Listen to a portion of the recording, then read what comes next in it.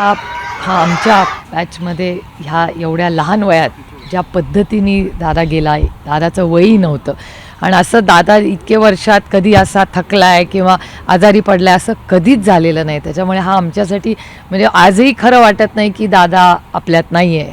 आणि शेवटी नियतीच्या मनात काय होतं काय ज्या पद्धतीने रोहित पवार यांनी पत्रकार परिषद घेऊन अगोदर पवार साहेबांचं सांगणं की यामध्ये घातपात नाही आहे, नंतर रोहित पवार यांनी पुढे येऊन सांगणं की घातपात झाला आहे म्हणून. हे मला असं वाटतं माननीय मुख्यमंत्र्यांचंही काल स्टेटमेंट आलेलं आहे. माननीय मुख्यमंत्र्यांनी शब्द दिला आहे की ह्याची सविस्तर इन्क्वायरी ते करतील आणि त्याच्यामुळे मला असं वाटतं रोहितची अस्वस्थता साहजिक आहे आणि अर्थातच मुलांना असं वाटत असतं की अनेक प्रश्न ज्याची उत्तरं सापडत नाही आहेत.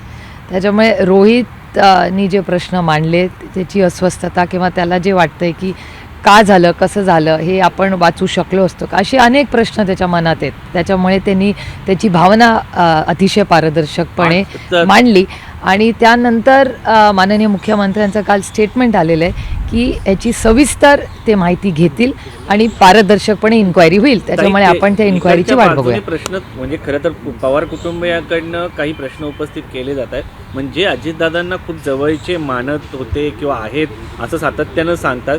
त्यांचा या सगळ्या संदर्भामध्ये फार असं स्टँड पाहायला मिळत नाही आहे.